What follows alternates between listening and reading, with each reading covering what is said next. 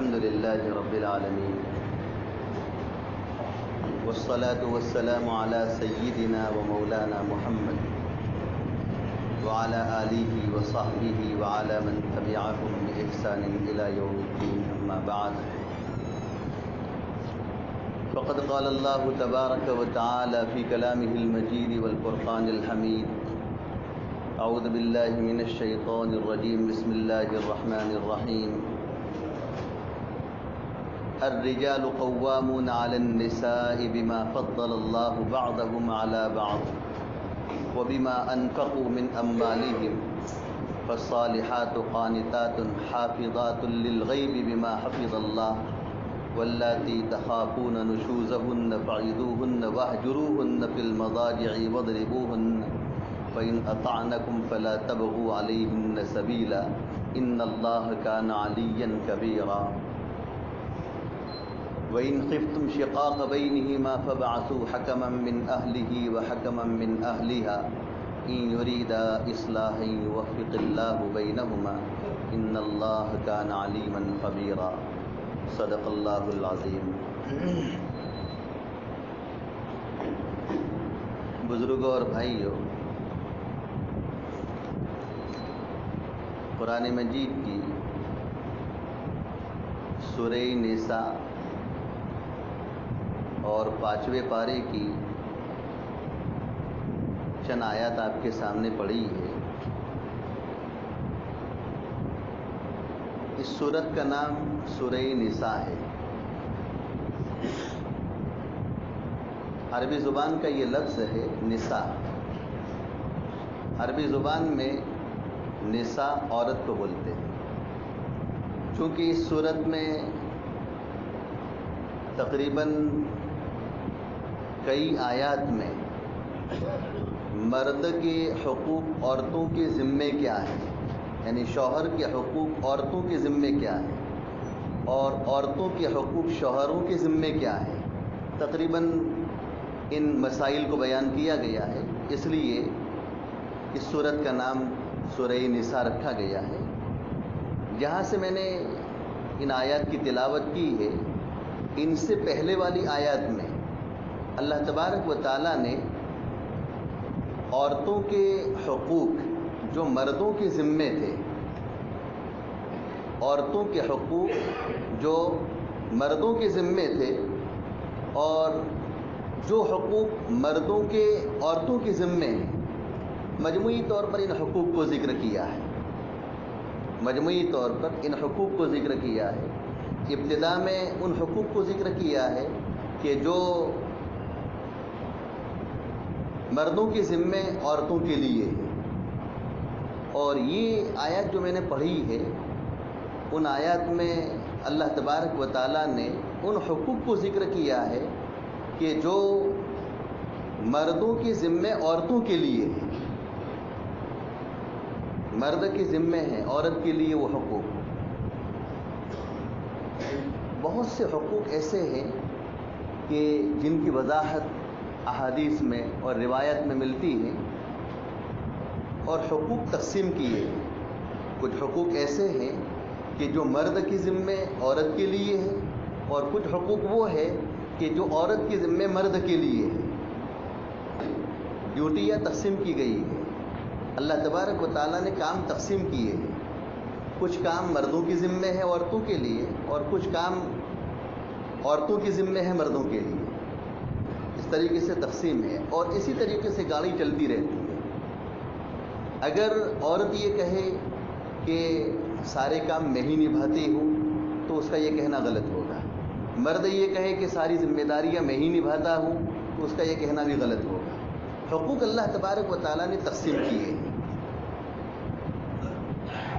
اور جو جیسا ہے ویسے حقوق اس کے ذمے رکھے گئے ہیں. جیسے عورت کی ذات فطری طور پر کمزور ہے، طبعی طور پر اور پیدائشی طور پر عورت کی ذات کمزور ہے. اس کی عقل بھی آدھی ہے مرد کے مقابلے میں اور اس کا علم بھی مرد کے مقابلے میں آدھا ہے. اس لیے اللہ تبارک و تعالیٰ نے اس کے ذمے جو ڈیوٹیاں رکھی ہے، جو ذمہ داریاں رکھی ہے، وہ اس کی حیثیت کے مطابق رکھی ہے۔ اور مرد چونکہ طاقتور ہوتا ہے، اس کی عقل پختہ ہوتی ہے، اس کا علم پختہ ہوتا ہے، طاقتور ہوتا ہے، اس لیے مرد کی ذمہ ڈیوٹیاں اور ذمہ داریاں بھی ذرا بھاری رکھی گئی ہیں۔ لیکن ذمہ داریاں دونوں کے اوپر ہے، مرد کے اوپر بھی ہے، عورت کے اوپر بھی ہے۔ اور اسلام نے اپنے سے پہلے زمانے، یعنی اسلام سے پہلے والے زمانے میں، جس کو زمانے جاہلیت کہا جاتا ہے، زمانے جاہلیت میں عورتوں کے اوپر جو ظلم ڈھائے جاتے تھے، ان سارے مظالم کو اور سارے ظلموں کو اسلام نے آ کر مٹایا ہے۔ کتابوں میں یہاں تک لکھا ہے کہ عورت کے اوپر ایسے ایسے مظالم ڈھائے جاتے تھے کہ جس کا ایک انسان تصور نہیں کر سکتا ہے، ایسے مظالم ڈھائے جاتے تھے۔ روایتوں میں اس کا تذکرہ ملتا ہے، احادیث کی کتابوں میں اور تاریخ کی کتابوں میں، اور اس عنوان پر جو کتابیں لکھی گئی ہے اس میں اس کا تذکرہ ملتا ہے۔ حتیٰ کہ بعض کتابوں میں تو یہاں تک لکھا گیا ہے کہ لوگوں کا ایک بہت بڑا اختلاف تھا کہ یہ عورت انسان ہے یا نہیں ہے، عورت انسان ہے یا نہیں ہے، یعنی عورت کا شمار انسانوں میں ہوتا ہے یا جانوروں میں ہوتا ہے، اتنا بڑا اختلاف تھا، اتنا بڑا اختلاف۔ نسائی شریف کی ایک روایت کے اندر نبی کریم صلی اللہ علیہ وسلم نے ارشاد فرمایا کہ جب عورت اپنے مخصوص ایام میں ہوتی تھی، مخصوص دنوں میں، جو اس کے حیض کے دن اور ماسک کے ایام جو دن کہلاتے ہیں، تو ان دنوں میں عورت کے ساتھ بہت ہی بے رخا برتاؤ کیا جاتا تھا۔ اس کے ہاتھ کا پکایا ہوا کھانا نہیں کھایا جاتا تھا، اس کے ہاتھ کا بھرا ہوا پانی نہیں پیا جاتا تھا، حتیٰ کہ عورت کے ساتھ لیٹنا بھی جائز نہیں سمجھا جاتا تھا، حرام سمجھتے تھے۔ حالانکہ ہمارے یہاں ایسا نہیں ہے، اگر جو شخص کنٹرول کر سکتا ہو تو عورت کے ساتھ لیٹ سکتا ہے، اس کے ساتھ لیٹنے میں کوئی حرج نہیں ہے۔ اگر حیض کی حالت میں عورت ہو اور اپنے آپ پر مرد کنٹرول کر سکتا ہو تو اس کے ساتھ لیٹنے میں کوئی حرج نہیں ہے۔ لیکن اس زمانے میں لوگوں کا عقیدہ یہ تھا کہ اس کے ہاتھ کا بھرا ہوا، یعنی حائضہ عورت، حیض والی عورت کا اور نفاس والی عورت کا بھرا ہوا پانی نہیں پیتے تھے، اس کے ہاتھ کا پکایا ہوا کھانا نہیں کھاتے تھے، اس کو گھر میں رہنے کی اجازت نہیں تھی، اس کو اس پلنگ کے اوپر سونے کی اجازت نہیں تھی، بلکہ اس کے ساتھ بے رخا معاملہ ایسا ہوتا تھا کہ اس کو آبادی سے باہر کہیں پہاڑوں میں اور جنگلوں میں اتنے دنوں تک 8-10 دن کے لیے اس کو ڈال دیتے تھے۔ 8-10 دن کے لیے یہ جو اس کے ایام ہوتے، جو اس کے دن ہوتے ہیں، اتنے دن گزر جاوے، اتنے دن تک اس کو پہاڑوں میں جنگلوں میں کہیں اس کو رکھ دیتے تھے، اور وہ دن پورے ہوتے تھے۔ اس کے بعد اس کے ساتھ شوہر اپنی صحبت اور اپنی وطی کرنا جو ہے اس وقت حلال سمجھتا تھا جبکہ کسی جانور کو، یعنی کسی نر جانور کو، مذکر جانور کو لایا جاتا تھا اور اس مذکر جانور کے عضو مخصوص کو، مخصوص عضو کو اس عورت کے مخصوص عضو کے ساتھ لگایا جاتا تھا، اور یہ عقیدہ ہوتا تھا کہ اب یہ عورت اپنے حیض سے پاک ہوئی ہے۔ یہ ایسا معاملہ ہوتا تھا عورت کے ساتھ، یعنی طرح طرح کے مظالم عورتوں کے اوپر ڈھائے جاتے تھے، ایسے مظالم کہ جس کو یہ انسان تصور نہیں کر سکتا ہے، ایسے مظالم عورتوں کے اوپر ڈھائے جاتے تھے۔ اور آخری بات میں نے آپ کے سامنے ذکر کر دی کہ لوگوں میں یہ اختلاف تھا کہ عورت کا شمار انسانوں میں ہے یا نہیں ہے، اتنا بڑا جو سمجھے، جبکہ اللہ تبارک و تعالیٰ نے عورت کو انسان بنایا ہے، اشرف المخلوقات بنایا ہے، اور اللہ تبارک و تعالیٰ نے عورت کو ایک مرد کے لیے بچھونا بنایا ہے، اور حلال طریقے سے شہوت پوری کرنے کا اور حلال طریقے سے اس کی ضرورت پوری کرنے کے لیے ایک ذریعہ اللہ تبارک و تعالیٰ نے عورت کو بنایا ہے۔ تو اس سے پہلے والی آیات کے اندر اللہ تبارک و تعالیٰ نے ان حقوق کو ذکر کیا ہے کہ جو عورتوں کے ذمے مردوں کے لیے تھے، عورتوں کے ذمے مردوں کے لیے تھے، اور یہاں سے ان حقوق کو ذکر کیا ہے کہ جو مردوں کے ذمے عورتوں کے لیے ہے۔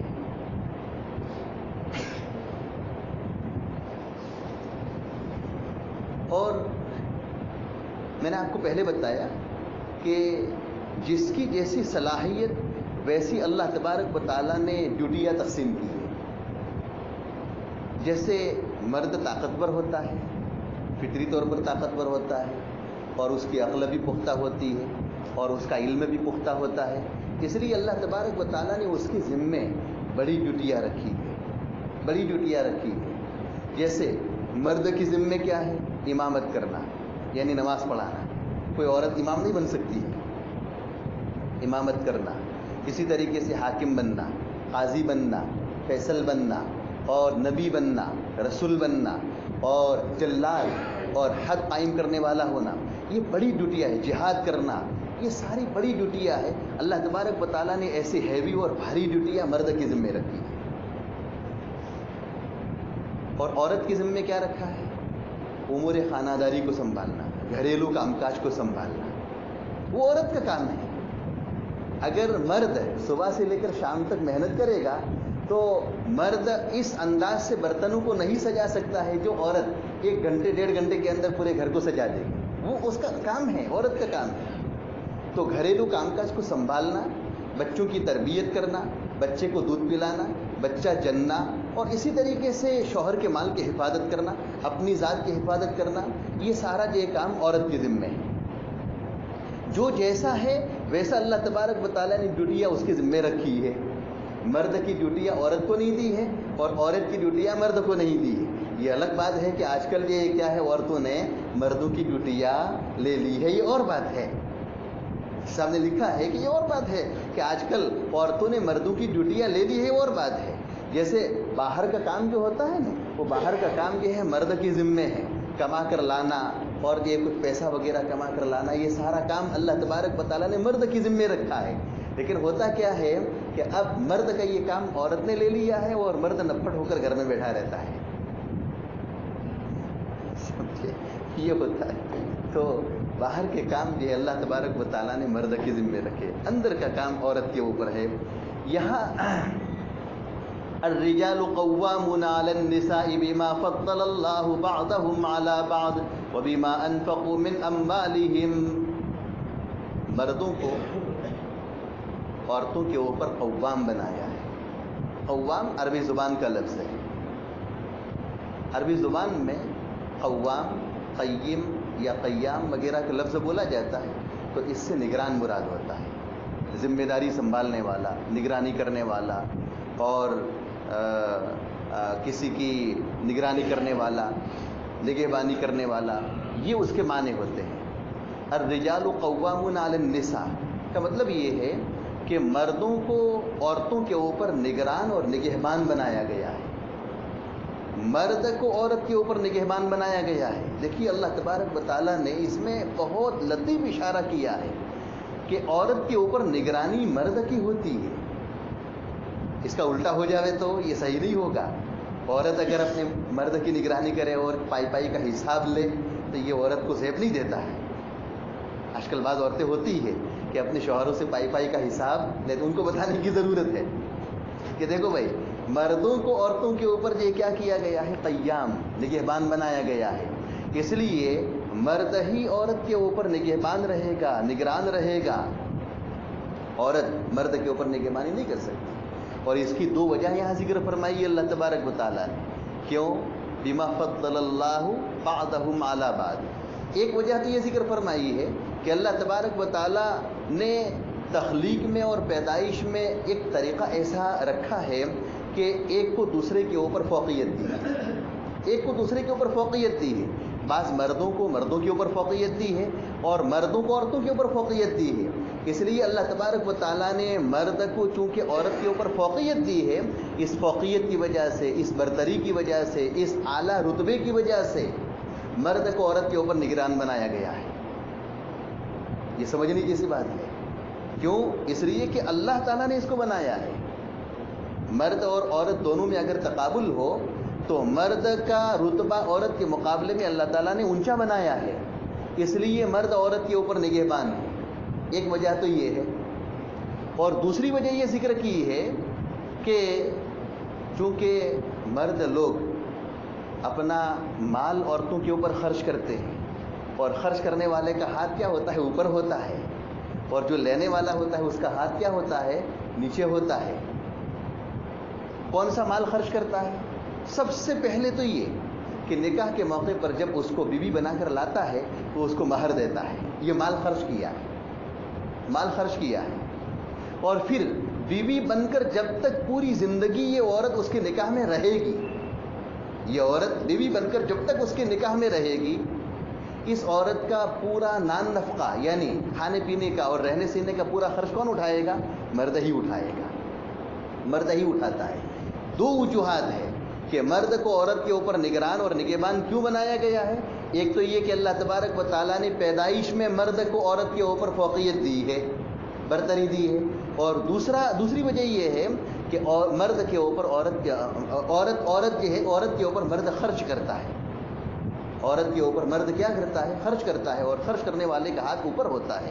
اس لیے اللہ تبارک و تعالیٰ نے مرد کو عورت کے اوپر نگران بنایا ہے۔ اچھا، آگے کیا فرمایا؟ کہہ رہے کہ اس کا تقاضا یہ ہے، اس کا تقاضا یہ ہے کہ جب مرد کو عورت کے اوپر نگران بنایا گیا ہے، اللہ تبارک و تعالیٰ نے تخلیق میں اور پیدائش میں مرد کو عورت کے اوپر فوقیت دی ہے، اسی طریقے سے مرد عورت کے اوپر خرچ کرتا ہے۔ اس کا تقاضا کیا ہونا چاہیے؟ اس کا تقاضا یہ ہونا چاہیے کہ عورت کو اپنے شوہر کی تابع دار اور فرما بردار بن کر رہنا چاہیے، اس کی موجودگی میں بھی اور اس کی غیر حاضری میں بھی، عدم موجودگی میں بھی اس کا فرما بردار بن کر رہنا چاہیے، جیسا کہ یہ ذکر کیا ہے۔ فالصالحات قانتات حافظات للغیب بما حفظ اللہ۔ صالحات یعنی نیک عورتیں، نیک عورتوں کا شیوا کیا ہوتا ہے؟ قانتات، اپنے شوہروں کی تابع دار ہوتی ہیں۔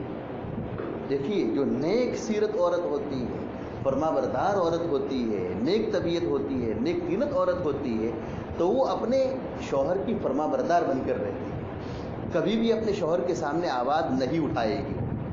اور ذرا اڑیل قسم کی ہوتی ہے نا، تو سمجھے عورت کہے کہ چلو دھوپ میں بیٹھ جاؤ، تو اس کو دھوپ میں بیٹھنا پڑے گا، مرد کو دھوپ میں بیٹھنا پڑے گا۔ اڑیل قسم کی عورتیں سمجھے ایسا بھی کرتی ہے کبھی۔ اس لیے اللہ تبارک و تعالیٰ نے فرمایا کہ فالصالحات قانتات، نیک طبیعت اور اچھی طبیعت والی عورتیں جو ہوتی ہیں، صالحات ہوتی ہیں، وہ اپنے شوہروں کی فرما بردار بن کر رہتی ہے۔ قانتات، اپنے شوہروں کی فرما بردار بن کر رہتی ہے، اور ساتھ ساتھ حافظات، حفاظت کرنے والی ہوتی ہے۔ کس چیز کی حفاظت کرنے والی؟ خود اپنی ذات کی بھی حفاظت کرنے والی، اپنی ذات کی بھی حفاظت کرنے والی، اور شوہر کے مال کی بھی حفاظت کرنے والی ہوتی ہے۔ بہت سی مرتبہ ایسا ہوتا ہے کہ شوہر کی عدم موجودگی میں عورت اپنے شوہر کے مال میں خیانت کر بیٹھتی ہے۔ شوہر یعنی اللہ کا ڈر نہیں ہوتا ہے، اللہ کا خوف نہیں ہوتا ہے، تو کبھی ایسا ہوتا ہے کہ شوہر کہیں ادھر ادھر کام کاج کے لیے گیا ہوا ہے، تو وہ عورت اپنے شوہر کی عدم موجودگی میں، غیر حاضری میں شوہر کے مال میں خیانت کر دیتی ہے۔ اور کبھی نفس اور شیطان اس کو بھڑکاتا ہے تو وہ اپنی ذات میں بھی خیانت کر بیٹھتی ہے، کسی دوسرے کو اپنے اوپر قابو دے دیتی ہے۔ تو کیا فرمایا گیا کہ حافظات للغیب، یعنی غیبت میں، غیر حاضری میں، غیبوبت میں حفاظت کرنے والی ہے۔ کس کی؟ اپنے شوہر کے مال کی بھی حفاظت کرنے والی ہے، اور اسی طریقے سے اپنی ذات کی بھی حفاظت کرنے والی ہے۔ اسی وجہ سے ایک روایت کے اندر نبی کریم صلی اللہ علیہ وسلم نے ارشاد فرمایا کہ جو عورت اپنے شوہر کی غیر حاضری میں اور اپنے شوہر کی غیبوبت میں اپنی اور اپنے شوہر کے مال کی حفاظت کرتی ہے، اس کو اچھی طریقے سے سمجھنے کی ضرورت ہے کہ جو عورت اپنے شوہر کی عدم موجودگی میں اور غیر حاضری میں خود اپنی بھی حفاظت کرتی ہے اور اپنے شوہر کے مال کی بھی حفاظت کرتی ہے، تو کیا ہوتا ہے؟ اس کے لیے چند بشارتیں ہیں، اس کے لیے چند بشارتیں ہیں۔ پہلی بشارت یہ ہے کہ جنگلوں میں درندے اس کے لیے دعائیں کرتے ہیں، جنگلوں میں درندے جانور اس کے لیے دعائیں کرتے ہیں، پانی میں مچھلیاں اس کے لیے دعائیں کرتی ہیں، آسمانوں میں فرشتے اس کے لیے دعائیں کرتے ہیں، اور ہواؤں میں اڑنے والے پرندے اس کے لیے دعا کرتے ہیں۔ یہ چار بشارتیں۔ جو عورت اپنے شوہر کے عدم موجودگی میں، غیر حاضری میں خود اپنی بھی حفاظت کرتی ہے اور اپنے شوہر کے مال کی بھی حفاظت کرتی ہے، تو جنگل کے درندے اس کے لیے دعا کرتے ہیں، پانی کی مچھلیاں دعا کرتی ہے، اور ہوا کے پرندے دعا کرتے ہیں، اور آسمانوں میں فرشتے اس کے لیے دعا کرتے ہیں۔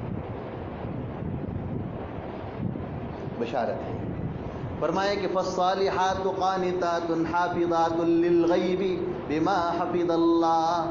اچھا، اگر کوئی ایسی اچھی عورت ہو جو تابعدار ہو، فرمانبردار ہو اور اپنے شوہر کی عدمی موجودگی میں، غیبوبت میں خود اپنی بھی حفاظت کرتی ہو اور ساتھ ساتھ اپنے شوہر کے مال کی بھی حفاظت کرتی ہو، تو یہ اس کا کمال نہیں ہے، یہ اس کا کمال نہیں ہے، بلکہ اللہ تبارک و تعالیٰ نے آگے ذکر فرمایا بما حفظ اللہ. کیوں؟ اس لیے کہ اللہ تبارک و تعالیٰ نے حفاظت کی اس کی حفاظت اللہ نے کی ہے. ورنہ شوہر اگر غائب ہو، شوہر اگر یہ غائب ہو، گھر میں نہیں ہے، اور معلوم ہے کہ میرا شوہر ابھی نہیں آنے والا ہے، شام تک نہیں آنے والا ہے، یا میرا شوہر جو یہ کیا ہے سمجھے 5 دن کے بعد آنے والا ہے، 10 دن کے بعد آنے والا ہے، سفر میں گیا ہوا ہے، تو ایسے موقع پر عورت کے اندر سے اپنے شوہر کا ڈر تو نکل جاتا ہے، سمجھے اللہ کا خوف، اللہ کا ڈر بھی نکل جاتا ہے، نفس اور شیطان اس کو ورگلاتے ہیں. تو ایسی صورت میں وہ عورت اپنے شوہر کے مال میں بھی خیانت کرتی ہے، اور وہ کیا کرتی ہے، اپنی ذات میں بھی خیانت کر دیتی ہے. تو یہ اس نے جو حفاظت کی ہے، وہ حفاظت کیسے کی ہے؟ بما حفظ اللہ، اس وجہ سے کہ اللہ تعالیٰ نے اس کو حفاظت کی طاقت عطا فرمائی تھی، ورنہ اس کی تو کوئی طاقت نہیں تھی. نفس اور شیطان اس کو ورگلا سکتے تھے اور برے کام کے اندر اس کو مبتلا کر سکتے تھے. یہ ہے اللہ کی طرف سے حفاظت کا سامان. آگے یہ ہے کہ کبھی ایسا ہوتا ہے کہ 2 برتن جمع ہوتے ہیں تو ٹکراتے بھی ہیں، آواز بھی نکلتی ہے. 2 برتن جمع ہوتے ہیں تو آواز نکلتی ہے، ٹکراتے ہیں. تو میاں بیوی کا جوڑا اللہ تبارک و تعالیٰ نے یہ جو قائم فرمایا ہے، اور میاں بیوی کے رشتے میں جو ان دونوں کو جوڑا ہے، تو ہم جانتے ہیں کہ کبھی تو میں ہو جاتی ہے، اور کبھی سمجھے تھوڑی ناچا کی بھی ہو جاتی ہے، اور کبھی یہ بولا چالی بھی ہو جاتی ہے. کچھ نہ کچھ کبھی نہ کبھی ہوتا ہے، جوانوں میں بھی ہوتا ہے، بوڑھوں میں بھی ہوتا ہے، یعنی کچھ نہ کچھ ہوتا ضرور ہے. ارے ہوتا ہے، ہو جاتا ہے. تو ایسی صورت میں سمجھے اسلامی تعلیمات کیا ہے؟ کیا اسلامی تعلیم یہ ہے کہ اس کو 3 طلاق دے دو، جیسا کہ آج کل ایک مسئلہ اٹھا ہوا ہے؟ کیا اسلامی تعلیم یہ ہے کہ عورت نے اتنا مطالبہ کیا کہ گھر میں نمک نہیں ہے اور گھر کے اندر مرچ ختم ہو گیا ہے تو اس کو طلاق دے دو اتنا مطالبہ کرنے پر؟ نہیں. اللہ تبارک و تعالیٰ نے یہ رشتہ جو قائم فرمایا ہے وہ ایک نعمت کا رشتہ ہے. میاں بیوی کا جو رشتہ ہے وہ ایک نعمت ہے. اللہ تبارک و تعالیٰ کی طرف سے بہت سی نعمتیں انسانوں کو جو عطا کی گئی ہے. آنکھ نعمت ہے، کان نعمت ہے، زبان نعمت ہے، ہاتھ پاؤں نعمت ہے. اس طریقے سے قرآن مجید کے اندر یہ میاں بیوی کا رشتہ جہاں ذکر کیا گیا ہے، اس رشتے کو بھی نعمت بتایا ہے کہ یہ بھی ایک نعمت ہے. جیسے آنکھ نعمت ہے، یہ بھی نعمت ہے، کان نعمت ہے، یہ بھی ایک نعمت ہے. اس کو نعمت سمجھو. جو ٹھکرائے گا تو گنہگار ہوگا. یہ نعمت ہے، یہ اللہ کی طرف سے.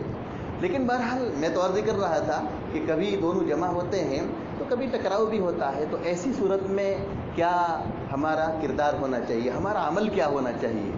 آگے فرمائے واللاتی تخافون نشوزہن فعیدوہن واہجروہن فی المضاجع واضربوہن فإن اطعنکم فلا تبغوا علیہن سبیلا. وہ عورتیں کہ جن کی نافرمانی کا تمہیں اندیشہ ہے. عورت کبھی اپنے شوہر کے خلاف قدم اٹھاتی ہے، کبھی شوہر کے مقابلے میں آ جاتی ہے، نافرمانی پر کبھی اتر آتی ہے، ایسا ہوتا ہے. تو اللہ تبارک و تعالیٰ نے کیا فرمایا؟ واللاتی تخافون نشوزہن. وہ عورتیں کہ جن کے نشوز اور جن کی نافرمانی کا تمہیں اندیشہ ہے. تو سب سے پہلا ایسی نافرمان عورت کے لیے مرحلہ کیا بتایا ہے؟ ایسی نافرمان عورت کے لیے سب سے پہلا مرحلہ یہ ہے کہ فعیدوہن، اس کو نصیحت کرو، واعظ کرو، نصیحت کرو، اس کو بٹھاؤ، سمجھاؤ اس کو. یہ نہیں کہ پہلی ہی مرتبہ ذرا اس نے تھوڑی سی نافرمانی کی اور لٹ اٹھایا، ڈنڈا اٹھایا اور اس کی کمر توڑ ڈالی. نہیں، یہ نہیں ہے. پہلا مرحلہ یہ بتایا ہے کہ فعیدوہن، اس کو کیا کرو؟ نصیحت کرو. اور کتابوں میں لکھا ہے کہ مرد کے مقابلے میں عورت کا دل نرم ہوتا ہے. صحیح کہتا ہوں غلط کہتا ہوں؟ مرد کے مقابلے میں عورت کا دل کیا ہوتا ہے؟ نرم ہوتا ہے. اگر آپ اس کو کتنا ہی ڈانٹو گے اور سمجھے ذرا محبت کے لہجے میں اور پیار کے لہجے میں اگر اس کو بلا لو گے اور اس کو منا لو گے تو انشاءاللہ مان جائے گی. اور اس نے اگر تمہارے تمہاری شان کے خلاف اگر ایک جملہ کہہ دیا، اگر عورت نے تمہاری شان کے خلاف ایک جملہ کہہ دیا تو وہ صبح سے لے کر شام تک تم کو منائے گی، لیکن تم شام تک نہیں ماننے والے ہو، شام تک ماننے والے نہیں ہو۔ لیکن اگر آپ نے اس کو جو ہے کتنا ہی کہہ دیا ہو اور ناراض ہو گئی ہو، لیکن محبت کے انداز میں اگر ایک دو جملے پیار کے کہہ دیے تو وہ فوراً مان جائے گی۔ تو عورت کا دل نرم ہوتا ہے، بہت جلدی پسیج جاتا ہے، بہت جلدی اس کا دل جو ہے مڑ جاتا ہے مرد کے مقابلے میں۔ اس لیے اللہ تبارک و تعالیٰ نے فرمایا کہ اگر ایسی نافرمان عورت سے سابقہ پڑا ہے اور کبھی تمہاری نافرمانی پر عورت اتر آئی ہے تو اس کو نصیحت کرو، اس کو نصیحت کرو، اس کو سمجھاؤ کہ دیکھو ایسا مناسب نہیں ہے، یہ اچھی بات نہیں ہے، اس طریقے سے کرنے سے شیطان جو ہے کیا خوش ہو جائے گا، اللہ کی ذات ناراض ہوگی، فرشتوں کی بد دعا ہوگی، شیطان جو خوش ہو جائے گا۔ اس کو سمجھاؤ، نصیحت کرو، اور نصیحت سے انشاءاللہ کام چل جائے گا، وہ مان جائے گی۔ اچھا، یہ پہلا مرحلہ ہے نصیحت کا۔ اچھا، دوسرا مرحلہ کیا ہے؟ اگر نصیحت سے مان لیتی ہے تو بہت اچھا ہے، نصیحت سے مان لیتی ہے تو بہت اچھا ہے، اور نصیحت سے نہ مانے تو دوسرا مرحلہ بتایا ہے، فرمائے کہ وَاهْجُرُوهُنَّ فِي الْمَضَاجِعِ، بستر اس کا الگ کر دو، بستر الگ کر دو، تم الگ بستر میں سو، اس کو الگ بستر میں سلاؤ، ایک آدھ دو دن ایسا کرو کہ انشاءاللہ سمجھے وہ سدھر جائے گی۔ یہ قرآن کی تعلیم ہے، لیکن اس تعلیم کو تو ہم نے بھلا ہی دیا ہے۔ آگے تیسرا مرحلہ جو ذکر کیا ہے، ہمارا جو یہ کام وہ تیسرے مرحلے والا پہلے بن جاتا ہے۔ پہلا مرحلہ نصیحت کا ہے، دوسرا مرحلہ کیا ہے؟ پہلا مرحلہ نصیحت کا ہے، دوسرا مرحلہ بستر کے الگ کرنے کا ہے، اور سمجھے بستر الگ کر دو، انشاءاللہ وہ سمجھ جائے گی، اس لیے کہ اس کے بھی تقاضے ہوتے ہیں۔ اپنے شوہر کی نافرمانی اور شوہر کی ناراضگی کو وہ زیادہ برداشت نہیں کر سکتی ہے، یاد رکھو، اپنے شوہر کی نافرمانی اور شوہر کی ناراضگی عورت زیادہ برداشت نہیں کر سکتی ہے، اس لیے بستر الگ کر لیا ہے تو اس کو احساس ہو جائے گا انشاءاللہ۔ اگر اس کو احساس ہو گیا ہے تو بہت اچھا ہے، اور اس کے باوجود بھی احساس نہیں ہوا ہے تو ایک تیسرا مرحلہ بتایا ہے کہ تیسرا مرحلہ بتایا ہے کہ وَضْرِبُوهُنَّ، ان کو تھوڑا سا جی سمجھے پٹائی کرو، تھوڑی سی اس کی جی سمجھے تنبیہ کر دو۔ تنبیہ کیسی؟ گھر کے اندر جو کونے میں کوئی مضبوط ڈنڈا ہو تو ڈنڈا لے کر اس کو جو سمجھے لگ جاؤ اور اس کی کمر اور اس کے ہاتھ پاؤں توڑ ڈالو، سمجھے یہ نہیں ہے، یہ نہیں ہے، بلکہ تنبیہ یہ کہ ہلکی سی مار، ہلکی سی مار، ذرا جی کیا ہے سمجھے ایک آدھ سمجھے دو تماچے لگا دیے، سمجھے ایک آدھ دو تھپڑ لگا دیے، سمجھے کوئی سمجھے ہلکی سی چھڑی تھی وہ چھڑی کی ذرا کمر میں یوں کر کے لگا دی، یہ اس طریقے کی مار ہے۔ وہ مار نہیں جو ڈھوروں کو ماری جاتی ہے، اور وہ مار نہیں جو جانوروں کو یہ ماری جاتی ہے، جو پٹائی جانوروں کی جاتی ہے وہ نہیں، وہ حرام ہے، ناجائز ہے، حرام ناجائز ہے۔ لیکن ہمارا کام کیا ہوتا ہے کہ پہلا مرحلہ کیا ہوتا ہے؟ نصیحت کا مرحلہ بھی ایک طرف کر دیتے ہیں، دوسرا مرحلہ بستر کو الگ کرنے کا جو ہوتا ہے وہ بھی ایک طرف کر دیتے ہیں، اور ہمارا کام تو بالکل تیسرا مرحلہ جو ہوتا ہے وہ پہلے مرحلے پر آ جاتا ہے، ڈنڈا ہی پہلے اٹھا دیتے ہیں۔ نتیجہ کیا ہوتا ہے؟ نتیجہ یہ ہوتا ہے کہ میاں بیوی کے درمیان سمجھے بجائے الفت قائم ہونے کے اور بجائے محبت اور رشتے ازدواج کے جڑنے کے، سمجھے وہیں سے کیا ہوتے ہیں، رشتے ٹوٹتے ہیں، اور پھر مرد کے خاندان والے جمع ہوتے ہیں، عورت کے خاندان والے جمع ہوتے ہیں، اور پھر کیا ہوتی ہے، تفریق کی بات ہوتی ہے، جدائی کی بات ہو جاتی ہے۔ تو بہرحال عرض کرنے کا منشا یہ ہے کہ اگر عورت کے ساتھ کبھی اس طریقے کا معاملہ پیش آ جاوے تو یہ 3 مرحلے ہیں، اور یہ تیسرا مرحلہ جو ہے وہ تیسرا مرحلہ بھی بہت حدود میں رہ کر ہے، حدود میں رہ کر، کنٹرول میں رہ کر، نہیں ہے کہ اللہ تبارک و تعالیٰ نے مارنے کی اجازت دی ہے تو پھر یہ لٹ لے کر اس کے اوپر یہ پڑ جاؤ اور جس طریقے سے پٹائی کرنا چاہو پٹائی کر ڈالو، نہیں، سمجھے حدود میں رہ کر، جیسے کہ میں نے آپ کو بتایا ایک واقعہ پیش، اور یہ سمجھے جو قرآن مجید کا یہ جز ہے یہ بھی ایک واقعے میں نازل ہوا ہے، ایک واقعے میں نازل ہوا ہے۔ حضرت زید ابن سہیر ایک صحابی رسول تھے، انہوں نے اپنی بیٹی کا نکاح حضرت سعید ابن ربی یا سعد ابن ربی کے ساتھ نکاح کیا تھا۔ تو ایک مرتبہ ہوا یہ کہ عورت کا اپنے شوہر یعنی سعد ابن ربی کے ساتھ تھوڑی سی ناچاکی ہو گئی. تو اس ناچاکی میں ناراضگی کی وجہ سے سعد ابن ربی نے اپنی بیوی کو یعنی زید ابن زہیر کی بیٹی کو زور سے ایک تماچا لگا دیا. زور سے تماچا لگا دیا. اتنا زور سے تماچا لگایا کہ اس کو وہ برداشت نہ کر سکی. یہاں تک کہ وہ اپنے والد صاحب کے پاس زید ابن زہیر کے پاس آئی اور شکایت کی کہ میرے شوہر نے یعنی آپ کے داماد نے مجھے کیا کیا، زور سے تماچا لگا دیا. تو زید ابن زہیر بیٹی کو لے کر نبی کریم صلی اللہ علیہ وسلم کے دربار میں آئے اور شکایت کی کہ اللہ کے رسول، میرے داماد نے میری بیٹی کو اتنا زور سے تماچا لگایا کہ اس کو برداشت نہ کر سکی. تو نبی کریم صلی اللہ علیہ وسلم کے اوپر اس وقت کوئی حکم نازل نہیں ہوا تھا. تو آپ علیہ الصلوۃ والسلام نے حضرت زید ابن زہیر کو بتایا کہ جس زور سے سعد ابن ربی نے تمہاری بیٹی کو تماچا لگایا ہے، جس زور سے سعد ابن ربی نے تمہاری بیٹی کو تماچا لگایا ہے، اتنی ہی زور سے تمہاری بیٹی کے جا کر کیا کرے، سمجھے، اپنے شوہر کو تماچا لگا دے. یعنی شوہر نے تماچا ان کو لگایا ہے، بیوی کو لگایا ہے، اب جا کر وہ کیا کرے، بدلہ لے لے، انتقام لے اور جا کر سمجھے ان کو زور سے تماچا لگا دے. بس نبی کریم صلی اللہ علیہ وسلم نے اجازت دی تو زید ابن زہیر اپنی بیٹی کو لے کر نکلے.